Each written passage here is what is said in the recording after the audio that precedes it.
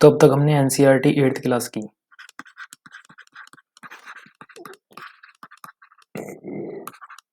छह अध्याय कंप्लीट कर चुके हैं।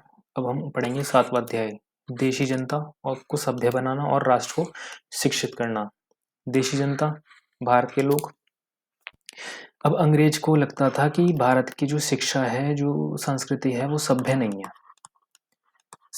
है, अनुशासित नहीं है।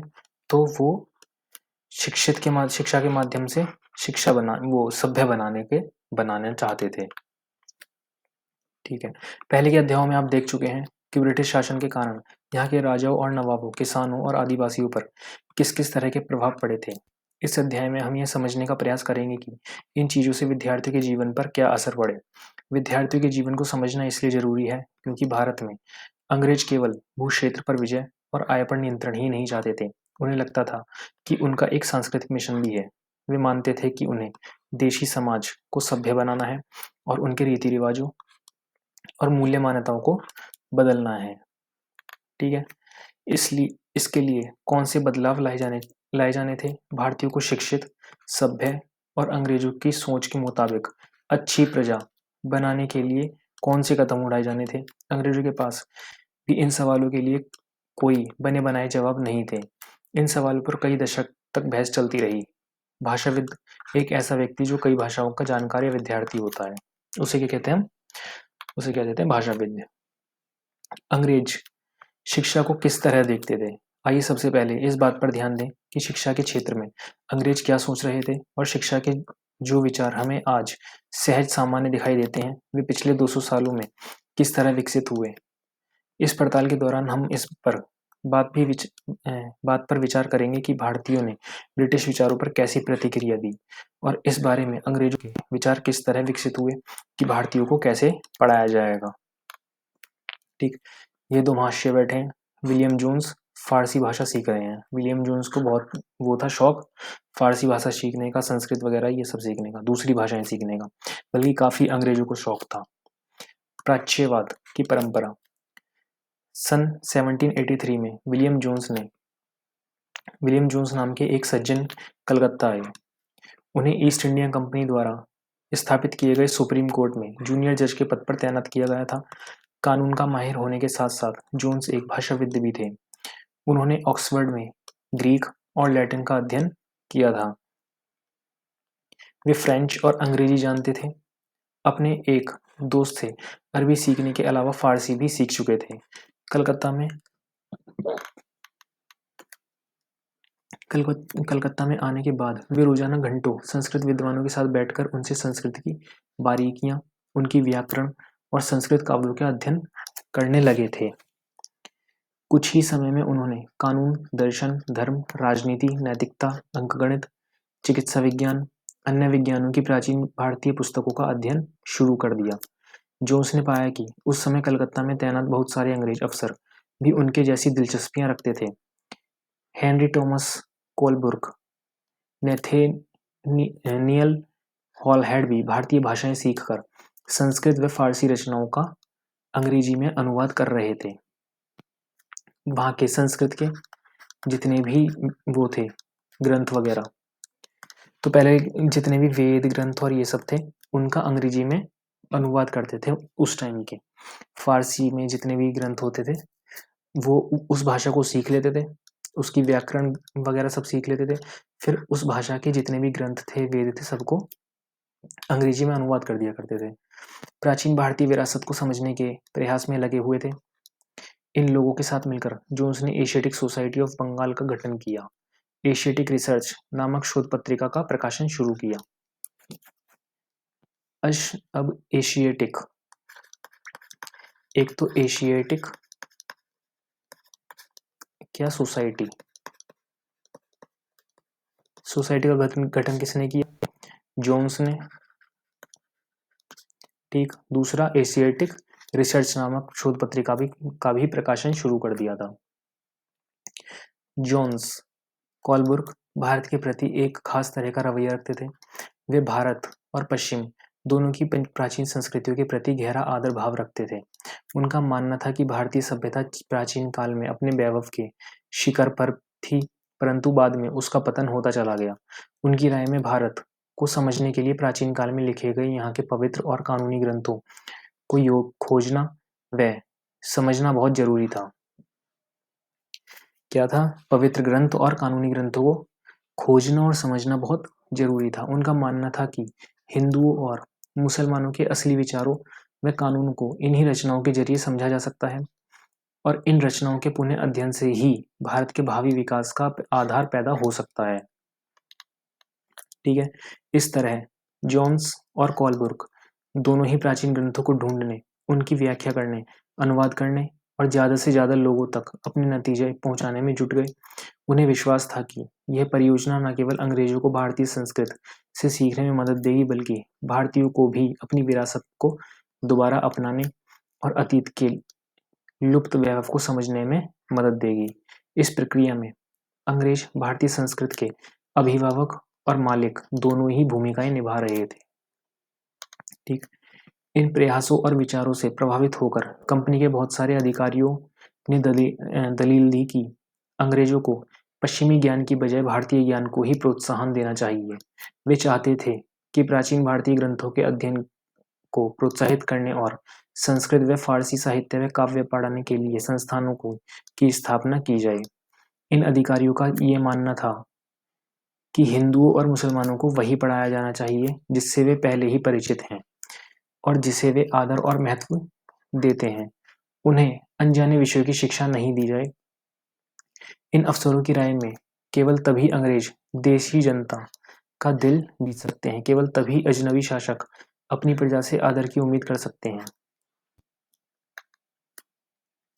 इस बात को ध्यान में रखते हुए 1781 में अरबी, फारसी, इस्लामिक कानून के अध्ययन को बढ़ावा देने के लिए कलकत्ता में एक मदरसा खोला गया। मदरसा क्या होता है? सीखने के स्थान को अरबी भाषा में मदरसा कहा जाता है।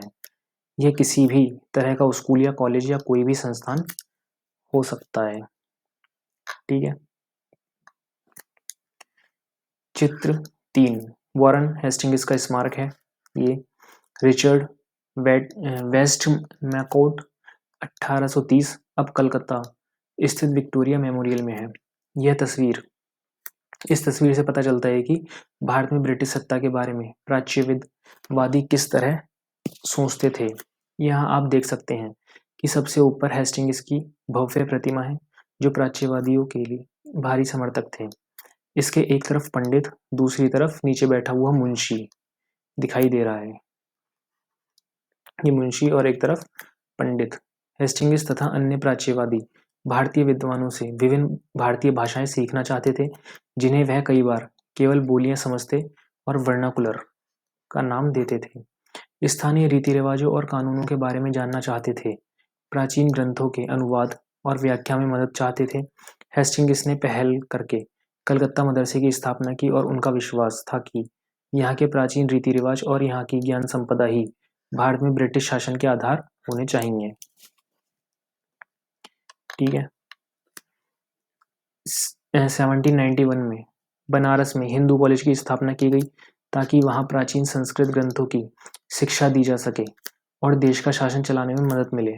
परंतु कंपनी के सभी अफसर इन विचारों से सहमत नहीं थे। इनमें से बहुत सारे प्राच्यवादियों के कटु आलोचक भी थे। पूरब की जघन्य गलतियां। अब ये प्राच्यवादी बार बार शब्द सुन रहे हैं, इसका मतलब क्या है? एशिया की भाषा और संस्कृत का गहन ज्ञान करने वाले लोग। मुंशी कौन होते हैं? ऐसा व्यक्ति जो फारसी पढ़ना, लिखना और पढ़ाना जानता हो। ठीक, फिर वर्नाकुलर कौन होते हैं? यह शब्द आमतौर पर मानक भाषा से अलग किसी स्थानीय भाषा या बोली के लिए इस्तेमाल किया जाता है। भारत जैसे औपनिवेशिक देशों में अंग्रेज रोजमर्रा इस्तेमाल की स्थानीय भाषाओं और साम्राज्यवादी शासकों की भाषा अंग्रेजी के बीच फर्क को चिन्हित करने के लिए इस शब्द का इस्तेमाल करते थे। ठीक, ये क्या हो गया? पूरब की जघन्य गलतियां। 19वीं सदी की शुरुआत से ही बहुत सारे अंग्रेज अफसर शिक्षा के प्राच्यवादी दृष्टिकोण की आलोचना करने लगे थे। उनका कहना था कि पूर्वी समाजों का ज्ञान त्रुटियों से भरा हुआ और अवैज्ञानिक है। उनके मुताबिक पूर्वी साहित्य अगंभीर और सतही था। इसलिए उन्होंने दलील दी कि अंग्रेजों को अरबी और संस्कृत भाषा व साहित्य के अध्ययन को बढ़ावा देने पर इतना खर्च नहीं करना चाहिए। प्राच्यवादियों पर हमला करने वालों में जेम्स मिल प्रमुख थे। उनका विश्वास था कि अंग्रेजों को देशी जनता को खुश करने और उसका दिल जीतने के लिए जनता की इच्छा के हिसाब से या उनकी भावनाओं को ध्यान में रखते हुए शिक्षा नहीं देनी चाहिए। उनकी राय में शिक्षा के जरिए उपयोगी और व्यवहारिक चीजों का ज्ञान दिया जाना चाहिए। इसलिए भारतीयों को पूर्वी समाजों के काव्य और धार्मिक साहित्य की बजाय ये पढ़ाया जाना चाहिए कि पश्चिम में किस तरह की वैज्ञानिक और तकनीकी सफलताएं हासिल कर ली हैं। ठीक है। 1830 के दशक तक प्राच्यवादियों का विरोध और तीखा हो गया था। थॉमस बेमिंगटन मैकले इन आलोचकों में सबसे मुखर और प्रभावशाली विचारक थे। वे भारत को असभ्य देश मानते थे जिसे सभ्यता का पाठ पढ़ाना जरूरी था। मैकले के मुताबिक पूर्वी ज्ञान की कोई भी शाखा इंग्लैंड की प्रगति के समक्ष नहीं थी। मैकले का कहना था कि एक अच्छे यूरोपीय पुस्तकालय का केवल एक खाना ही भारत और अरब के समूचे देशी साहित्य के बराबर है। उनका तर्क था कि भारत में ब्रिटिश सरकार को प्राच्यवादी ज्ञान पर सरकारी पैसा बर्बाद नहीं करना चाहिए क्योंकि इससे कोई फायदा नहीं होने वाला है। इससे कोई फायदा होने वाला नहीं है। ठीक है। ये कौन है? थॉमस बेविंगटन मैकले और उनका अध्ययन कक्ष। गहन ऊर्जा और आवेश पूर्वक मैकले ने अंग्रेजी भाषा सिखाने की जरूरत पर जोर दिया। उनका मानना था कि अंग्रेजी के ज्ञान से भारतीयों को दुनिया की श्रेष्ठतम साहित्यिक कृतियों को पढ़ने का मौका मिलेगा। यहाँ के लोग पश्चिमी विज्ञान और दर्शन के क्षेत्र में हुए विकास से अवगत हो पाएंगे। इस प्रकार उनका कहना था कि अंग्रेजी पढ़ाना लोगों को सभ्य बनाने, उनकी रुचियों, मूल्य, संस्कृतों को बदलने का रास्ता हो सकता है। ठीक। मैकले के मिंटस यानी कि विवरण के आधार पर 1835 का अंग्रेजों का शिक्षा अधिनियम पारित किया गया। ये फैसला भी लिया गया कि अंग्रेजी को उच्च शिक्षा का माध्यम बनाया जाए और कलकत्ता मदरसे तथा बनारस संस्कृत कॉलेज जैसे प्राच्यवादी संस्थानों को प्रोत्साहन न दिया जाए। इन संस्थानों को अपने आप शरण का शिकार होते जा रहे अंधकार के मंदिरों की संज्ञा दी गई। अब स्कूलों के लिए भी अंग्रेजी पाठ्यपुस्तकें छपने लगी। फिर ज्ञानियों की भाषा क्या है? अंग्रेजी पढ़ाने की जरूरत पर जोर देते हुए मैकले ने यह कहा था, सभी पक्ष इस बात पर सहमत दिखाई देते हैं कि भारत के देशी लोगों द्वारा आमतौर पर बोली जाने वाली बोलियों में न तो साहित्यिक जानकारियां होती हैं और न ही वैज्ञानिक। इसके अलावा ये बोलियां इतनी दरिद्र और रूखी हैं कि अगर किसी और स्रोत से उनको समृद्ध ना बनाया जाए तो किसी भी मूल्यवान कृति का उनमें अनुवाद भी नहीं किया जा सकता। व्यवसाय के लिए शिक्षा। 1854 में ईस्ट इंडिया कंपनी के लंदन स्थित कोर्ट ऑफ डायरेक्टर्स ने भारतीय गवर्नर जनरल को शिक्षा के विषय में एक नोट भेजा। कंपनी के नियंत्रक मंडल के अध्यक्ष चार्ल्स वुड के नाम से जारी किए गए इस संदेश को वुड का नीति पत्र वुड्स डिस्पैच के नाम से जाना जाता है। इस दस्तावेज में भारत में लागू की जाने वाली शिक्षा नीति की रूपरेखा स्पष्ट करते हुए एक बार फिर दोहरा गया है कि प्राच्यवादी ज्ञान के स्थान पर यूरोपीय शिक्षा को अपनाने से कितने व्यवहारिक लाभ प्राप्त होंगे। इस दस्तावेज में यूरोपीय शिक्षा का एक व्यवहारिक लाभ आर्थिक क्षेत्र में बताया गया था। उसके मुताबिक यूरोपीय शिक्षा के माध्यम से भारतीयों को व्यापार और वाणिज्य के विस्तार से होने वाले लाभों को समझने और देश के संसाधनों के विकास का महत्व समझने में मदद मिलेगी। यदि उन्हें यूरोपीय जीवन शैली से अवगत कराया गया तो उनकी रुचियों और आकांक्षाओं में भी बदलाव आएगा और ब्रिटिश वस्तुओं की मांग पैदा होगी क्योंकि तब यहाँ के लोग यूरोप में बनी चीजों को अपनाना और खरीदना शुरू कर देंगे। ठीक है। वुड क्या था? वुड के नीति पत्र में यह तर्क भी दिया गया था कि यूरोपीय शिक्षा से भारतीयों के नैतिक चरित्र का उत्थान होगा। किससे? यूरोपीय शिक्षा से। जो अंग्रेजों की शिक्षा होगी उससे उनको लगता था कि भारतीयों के नैतिक चरित्र का उत्थान होगा। इससे वे ज्यादा सत्यवादी और ईमानदार बन जाएंगे। फलस्वरूप कंपनी के पास भरोसेमंद कर्मचारियों की कमी नहीं रहेगी। दस्तावेज के मुताबिक पूर्व का साहित्य न केवल भयानक त्रुटियों से भरा पड़ा था बल्कि यह लोगों में ना तो काम के प्रति दायित्व और समर्पण का भाव पैदा कर सकता है और ना ही शासन के लिए आवश्यक निपुणता पैदा कर सकता है। ठीक है, ये देख लेते हैं एक बार। यूरोपीय ज्ञान के पक्ष में एक तर्क। 1854 में वुड के नीति पत्र में प्राच्यवादी ज्ञान का विरोध करने वालों की निर्णायक विजय का संकेत था। इसमें कहा गया था, हमें जोर देकर यह बात कहनी चाहिए कि भारत में हम जिस शिक्षा का प्रसार करना चाहते हैं, उस शिक्षा का लक्ष्य यूरोप की श्रेष्ठतर कलाओं, सेवाओं, दर्शन और साहित्य यानी यूरोपीय ज्ञान का प्रसार करना है। 1854 के नीति पत्र के बाद अंग्रेजों ने कई अहम कदम उठाए। सरकारी शिक्षा विभागों का गठन किया गया ताकि शिक्षा संबंधी सभी मामलों पर सरकार का नियंत्रण स्थापित किया जा सके। किस पर? शिक्षा संबंधी सभी मामलों पर सरकार का नियंत्रण स्थापित किया जा सके। विश्वविद्यालयी शिक्षा की व्यवस्था विकसित करने के लिए भी कदम उठाए गए। 1857 में जब मेरठ और दिल्ली में सिपाही विद्रोह कर रहे थे, उसी समय कलकत्ता, मद्रास, बम्बई विश्वविद्यालयों की स्थापना की जा रही थी। उसके लिए शिक्षा प्रणाली में परिवर्तन के प्रयास भी किए गए। ठीक है, 19वीं सदी का बम्बई विश्वविद्यालय 19वीं सदी में बना था ये बम्बई विश्वविद्यालय। नैतिक शिक्षा की मांग। 19वीं सदी में भारत में सक्रिय ईसाई प्रचारकों ने व्यवहारिक शिक्षा के पक्ष में दिए जा रहे तर्कों का घोर विरोध किया। ठीक है, प्रचारकों का मानना था कि शिक्षा का उद्देश्य लोगों के नैतिक चरित्र में सुधार लाना होता है और नैतिकता उत्थान केवल ईसाई शिक्षा के जरिए ही संभव है। यानी कि चरित्र में सुधार लाना और नैतिकता का उद्यान केवल किसके जरिए संभव है? ईसाई धर्म, ईसाई शिक्षा के जरिए। ठीक, 1813 तक ईस्ट इंडिया कंपनी भारत में प्रचारक गतिविधियों के विरुद्ध थी। कंपनी को भय था कि प्रचारकों की गतिविधियों की वजह से स्थानीय जनता के बीच असंतोष पैदा होगा और लोग भारत में अंग्रेजों की उपस्थिति को शक की नज़र से देखने लगेंगे। ब्रिटिश नियंत्रण वाले भूक्षेत्रों में अपनी संस्थाएं न खोल पाने की वजह से प्रचारकों ने अंततः सेरामपुर में अपना मिशन खोला। कहाँ पर? सेरामपुर में। ठीक है, यह इलाका डेनिश ईस्ट इंडिया कंपनी के नियंत्रण में आता था। वर्ष 1800 में एक छापाखाना लगाया गया। 1818 में एक कॉलेज खोला गया। ये कौन है? स्कॉटलैंड के ईसाई प्रचारक विलियम केरे, जिसने सेरामपुर मिशन की स्थापना में मदद की थी। 19वीं सदी के दौरान पूरे भारत में प्रचारक स्कूल खोले गए, परंतु 1857 के बाद भारत की ब्रिटिश सरकार प्रचारक शिक्षा के प्रत्यक्ष सहायता देने में आनाकानी करने लगी थी। सरकार को लगता था कि स्थानीय रीति रिवाजों, व्यवहारों, मूल्य मान्यताओं और धार्मिक विचारों से किसी भी तरह की छेड़छाड़ देशी लोगों को भड़का सकती है। ठीक है, अब ये कलकत्ता के पास हुगली नदी के तट पर स्थित सेरामपुर कॉलेज। स्थानीय पाठशालाओं का क्या हुआ? क्या आपको कुछ अंदाजा है कि अंग्रेजों से पहले यहाँ बच्चों को किस तरह पढ़ाया जाता था? क्या आपने कभी सोचा है कि उस समय बच्चे स्कूल जाते भी थे या नहीं? अगर स्कूल थे तो ब्रिटिश शासन के तहत उनका क्या हुआ?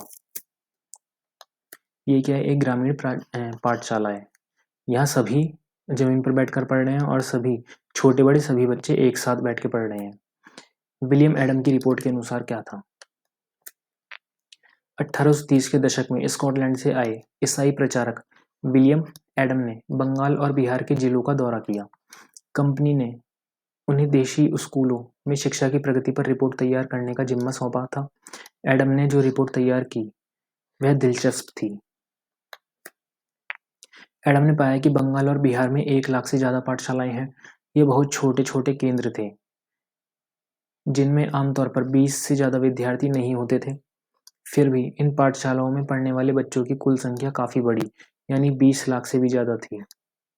ये पाठशालाएं संपन्न लोगों या स्थानीय समुदाय द्वारा चलाई जा रही थीं।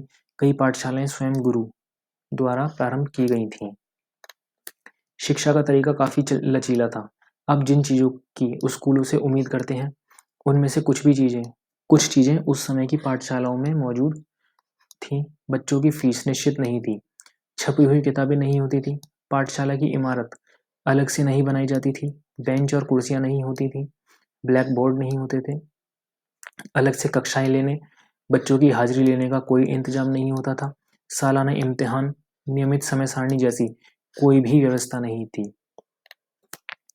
कुछ पाठशालाएं बरगद की छांव में चलती थीं, तो कई गांव की किसी दुकान या मंदिर के कोने में या गुरु के घर पर ही बच्चों को पढ़ाया जाता था।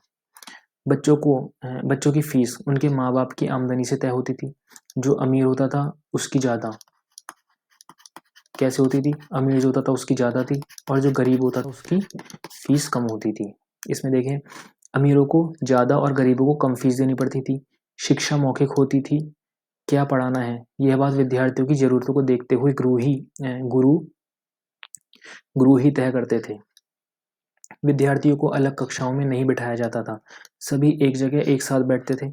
अलग अलग स्तर के विद्यार्थियों के साथ गुरु अलग से बात कर लेते थे। एडम ने पाया कि यह लचीली प्रणाली स्थानीय आवश्यकताओं के लिए काफ़ी अनुकूल है।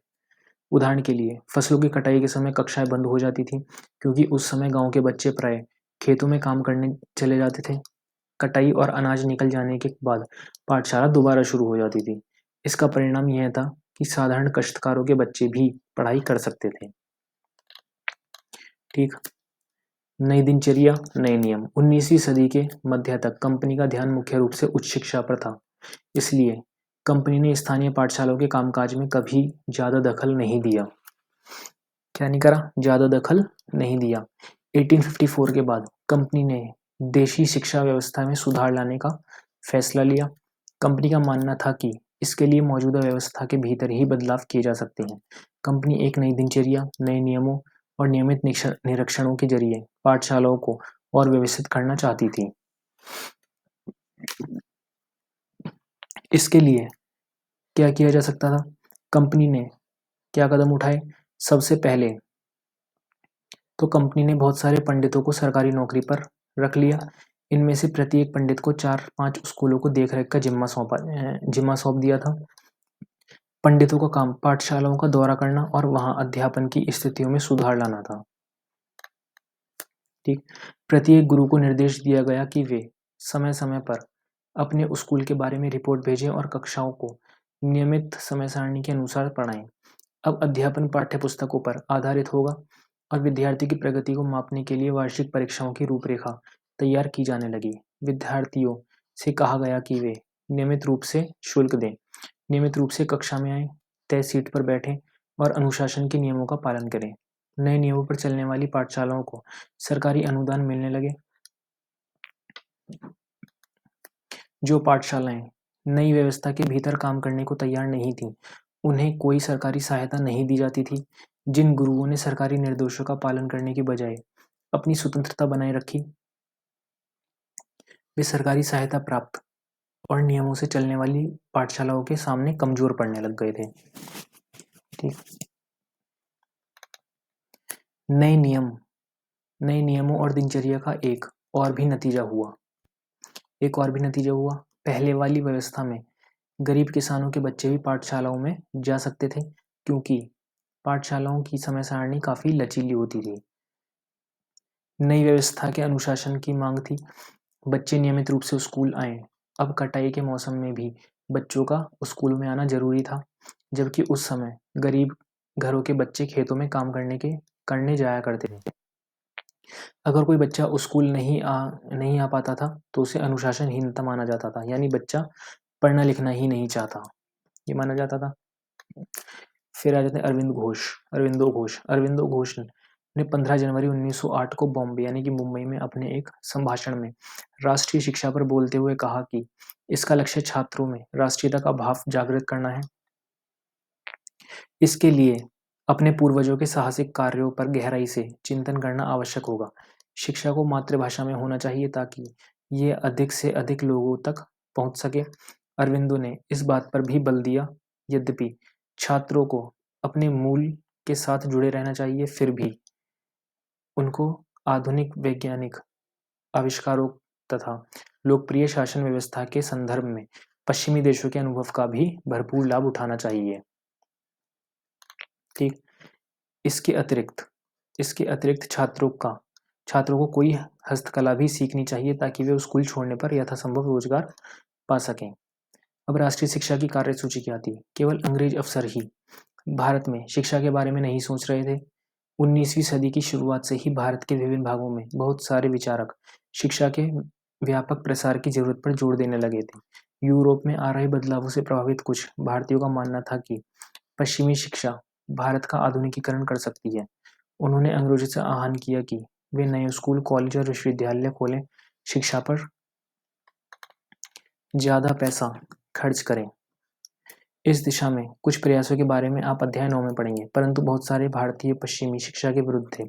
महात्मा गांधी और रविन्द्रनाथ टैगोर इसी तरह के लोगों में से एक थे। कि उनका क्या कहना था? अंग्रेजी शिक्षा ने हमें गुलाम बना दिया है। किसने? अंग्रेजी शिक्षा ने।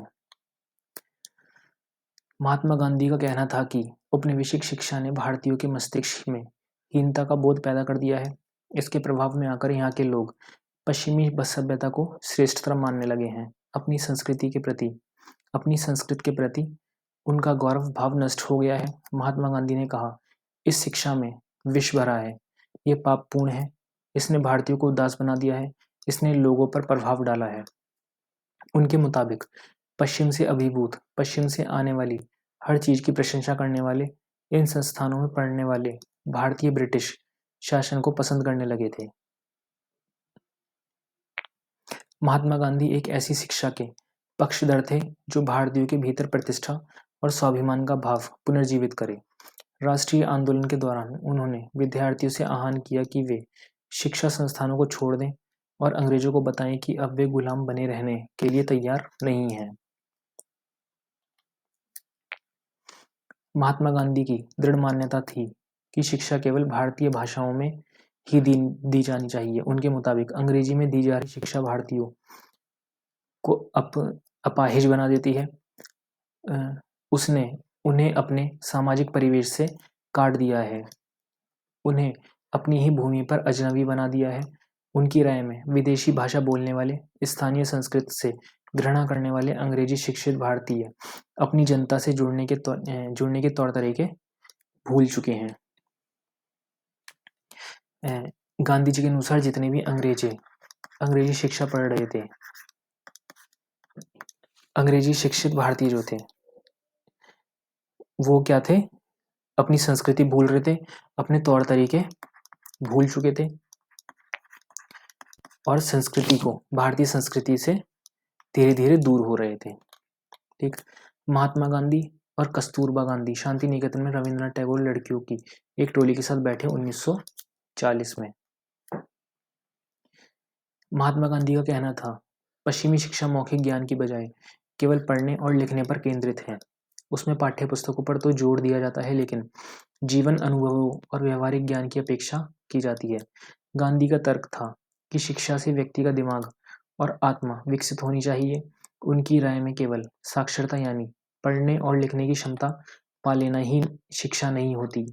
इसके लिए तो लोगों को हाथ से काम करना पड़ता है, हुनर सीखने पड़ते हैं और ये जानना पड़ता है कि विभिन्न चीजें किस तरह काम करती हैं। इससे उनका मस्तिष्क और समझने की क्षमता दोनों विकसित होंगे। स्रोत 3 में साक्षरता ही शिक्षा नहीं है। महात्मा गांधी ने लिखा है। महात्मा गांधी क्या कहते हैं? शिक्षा से मेरा मतलब इस बात से है कि बालक और मनुष्य के देह, मस्तिष्क और भावना के श्रेष्ठ तत्वों को सामने लाया जाए। साक्षरता ना तो शिक्षा का अंत है, ना ही उसकी शुरुआत। यह तो केवल एक साधन है जिसके जरिए पुरुषों और महिलाओं को शिक्षा दी जा सकती है। साक्षरता अपने आप में शिक्षा नहीं होती। लिहाजा मैं बच्चों को शिक्षित करते हुए सबसे पहले उन्हें कोई उपयोगी हस्त कौशल सिखाऊंगा और उन्हें शुरू से ही कुछ रचने पैदा करने के लिए तैयार करूंगा। मेरा मानना है कि दिमाग और आत्मा का सर्वोच्च विकास इस तरह की शिक्षा में ही संभव है। प्रत्येक हस्त कौशल आज की तरह केवल यांत्रिक ढंग से ही नहीं बल्कि वैज्ञानिक ढंग से पढ़ाया जाना चाहिए। यानी बच्चे को प्रत्येक प्रक्रिया के क्यों और किस लिए का पता होना चाहिए। जैसे जैसे राष्ट्रीय भावना का प्रसार हुआ, कई दूसरे विचारक भी एक राष्ट्रीय शिक्षा प्रणाली के बारे में सोचने लगे जो अंग्रेजों द्वारा स्थापित की गई व्यवस्था से अमूल तौर पर भिन्न हो। टैगोर का शांति निकेतन। शांति निकेतन में एक कक्षा चल रही है। 1930 का दशक। आसपास का माहौल देखिए, चारों तरफ पेड़ और खुली जगह है। आप में से बहुत सारे दोस्तों ने शांति निकेतन के बारे में सुना होगा। क्या आप जानते हैं कि इसकी स्थापना किसने और क्यों की थी? रविंद्रनाथ टैगोर ने यह संस्था 1901 में शुरू की थी। टैगोर जब बच्चे थे तो स्कूल जाने में बहुत चिढ़ते थे। वहाँ उनका दम घुटता था। उन्हें उस स्कूल का माहौल दमनकारी लगता था। टैगोर को ऐसे लगता था कि मानो स्कूल कोई जेल हो, क्योंकि वहाँ बच्चे मनचाहा कभी नहीं कर पाते थे। जब दूसरे बच्चे शिक्षक को सुन रहे होते थे, टैगोर का दिमाग कहीं और भटका भटक रहा होता था। कलकत्ता के अपने स्कूल के अनुभवों ने शिक्षा के बारे में टैगोर के विचारों को काफी प्रभावित किया। जब वे बड़े हुए तो उन्होंने एक ऐसा स्कूल खोलने के बारे में सोचा जहाँ बच्चे खुश रह सकें, जहाँ वे मुक्त और रचनाशील हों, जहाँ वे अपने विचारों और आकांक्षाओं को समझ सकें। टैगोर को क्या लगता था? टैगोर को लगता था कि बचपन का समय अपने आप सीखने का समय होता है। बचपन में आप अपने आप सीखें, जो कुछ सीखें अपने आप सीखें। वह अंग्रेजों द्वारा स्थापित की गई शिक्षा व्यवस्था के कड़े और बंधनकारी अनुशासन से मुक्त होना चाहिए। शिक्षक कल्पनाशील हो, बच्चों को समझते हो, उनके अंदर उत्सुकता, जानने की चाह विकसित करने में मदद दें। टैगोर के मुताबिक वर्तमान स्कूल बच्चे को रचनाशीलता, चकित होने के उसके स्वाभाविक गुण को मार देते हैं। टैगोर का मानना था कि सृजनात्मक शिक्षा को केवल प्राकृतिक परिवेश में ही प्रोत्साहित किया जा सकता है। इसलिए उन्होंने कलकत्ता से 100 किलोमीटर दूर एक ग्रामीण परिवेश में अपना स्कूल खोलने का फैसला लिया। उन्होंने यह जगह निर्मल शांति से भरी शांति निकेतन दिखाई दी, जहाँ प्रकृति के साथ जीते हुए बच्चे अपनी स्वाभाविक सृजनात्मक मेधा को और विकसित कर सकते थे।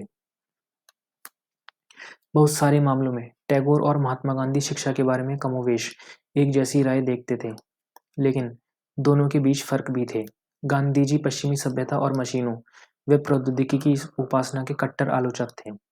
टैगोर आधुनिक पश्चिमी सभ्यता और भारतीय परंपरा के श्रेष्ठ तत्वों का सम्मिश्रण चाहते थे। उन्होंने शांति निकेतन में कला, संगीत, नृत्य के साथ साथ विज्ञान और प्रौद्योगिकी की शिक्षा पर भी जोर दिया। इस प्रकार बहुत सारे लोग इस बारे में सोचने लगे थे कि एक राष्ट्रीय शिक्षा प्रणाली की रूपरेखा क्या होनी चाहिए। कुछ लोग अंग्रेजों द्वारा स्थापित की गई व्यवस्था में परिवर्तन चाहते थे। उनका मानना था कि इसी व्यवस्था को इस तरह फैलाया जाए कि उसमें ज़्यादा से ज़्यादा लोगों को पढ़ने के मौके मिलें। इसके विपरीत बहुत सारे लोग ऐसे भी थे जो एक वैकल्पिक व्यवस्था चाहते थे, ताकि लोगों को सच्चे अर्थों में राष्ट्रीय संस्कृत की शिक्षा दी जा सके। कौन तय करे कि सच्चे अर्थों में राष्ट्रीय क्या होता है? राष्ट्रीय शिक्षा की बहस स्वतंत्रता के बाद भी जारी रही। ठीक। कोयम्बटूर के एक प्रचारक स्कूल में खेल रहे बच्चे, 20वीं सदी का प्रारंभ। ये 19वीं सदी के मध्य तक ईसाई प्रचारक भारतीय सुधारवादी संगठन लड़कियों के लिए स्कूल खोलने लगे थे। फिर अन्यत्र में देखते हैं, सभ्य करने के लिए शिक्षा। 1870 में शिक्षा अधिनियम लागू होने तक आमतौर पर पूरी आबादी के लिए व्यापक शिक्षा व्यवस्था नहीं थी। बाल मजदूरी बहुत बड़े पैमाने पर थी, इसलिए गरीब अपने बच्चों को स्कूल नहीं भेज पाते थे। परिवार चलाने के लिए उनकी आय महत्वपूर्ण थी। स्कूल भी बहुत कम थे। ज़्यादातर स्कूल चर्च या रईसों द्वारा स्थापित किए गए थे। शिक्षा अधिनियम लागू होने के बाद सरकार ने नए नए स्कूल खोलने शुरू किए और अनिवार्य शिक्षा का प्रावधान किया। ठीक। थॉमस आर्नोल्ड उस दौर के सबसे महत्वपूर्ण शैक्षणिक विचारकों में से एक थे। कौन? Thomas Arnold. वह रग्बी नामक प्राइवेट स्कूल के मुख्य अध्यापक थे। माध्यमिक स्कूल की पाठ्यचर्या 2000 साल पुरानी ग्रीक और रोमन शास्त्रीय कृतियों के विस्तृत अध्ययन की हिमायत करते हुए उन्होंने कहा था, मुझे हमेशा ऐसा प्रतीत हुआ कि हमारे अंग्रेजी स्कूलों में जो अध्ययन क्रम अपनाया जाता है, उसकी सबसे अच्छी बात यह है कि वह हमारे दिमाग को लगातार अतीत के बारे में सोचने के लिए प्रेरित करता है। हर रोज हम भाषाओं, इतिहास और कुछ साल पहले या हजारों साल पहले के विचारों को पढ़ते रहते हैं। आर्नोल्ड का मानना था कि शास्त्रीय कृतियों के अध्ययन से दिमाग अनुशासित होता है। वास्तव में उस काल के ज्यादातर शिक्षाविदों की मान्यता थी कि इस तरह का अनुशासन बहुत जरूरी है, क्योंकि बच्चे स्वाभाविक रूप से असभ्य होते हैं। उन्हें नियंत्रित करना आवश्यक है। सभ्य वयस्क के रूप में विकसित होने के लिए उन्हें मालूम होना चाहिए कि समाज में सही और गलत क्या है, उचित और अनुचित आचरण क्या होता है। शिक्षा, खास तौर से बच्चों के दिमाग को अनुशासित करने वाली शिक्षा का मकसद उन्हें इसी मार्ग पर आगे ले जाना था। क्या आप बता सकते हैं कि बेचारे इंग्लैंड के गरीबों और उपनिवेशों में देशी जनता की शिक्षा से संबंधित सोच को किस तरह प्रभावित किया होगा? ठीक है, तो यहीं पे अध्याय खत्म होता है।